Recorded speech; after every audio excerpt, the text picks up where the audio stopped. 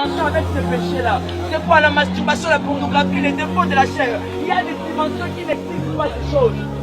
Tu peux prier comme tout le monde, tu peux entendre, mais il y a des dimensions où ça demande un état de pitié. Tu dois arrêter avec ces choses, tu dois arrêter avec ces images perverses, tu dois arrêter avec ces pensées perverties, avec ces choses. Il y a une vie de discipline que tu dois appliquer pour montrer dans notre dimension. Je suis un jeune de cette génération, mais je ne suis pas comme tous les jeunes. Je ne marcherai pas comme tout le monde.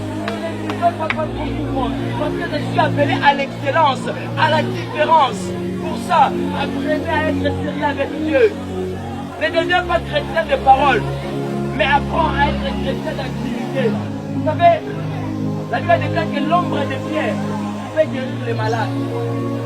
Il est tellement enivré de la présence de Dieu qu'il n'a pas besoin de parler pour guérir. Parce que dans l'odeur de la présence de Dieu, commençait à ressentir sa personne. Il ne peut que dégager ce qu'il a en lui. C'est quand tu deviens intime de Dieu, tu te réveilles même de la dimension de la présence de Dieu. C'est ça pour laquelle quand on passe dans l'église, il y a des types de prédicateurs. Le premier prédicateur, il peut monter comme ça à l'atmosphère de la terre. Mais le second, quand il monte, il veut juste chanter.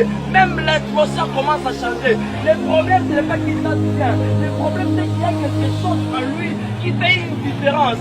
Cette chose s'appelle la présence de Dieu. Moïse pouvait monter à la montagne de l'Éternel. Lorsqu'il descendait, il était tellement revêtu du capot de Dieu qu'on ne pouvait même pas les supporter.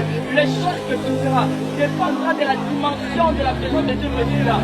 Tu vas te dire, avance à notre profonde. Et que Dieu vous bénisse.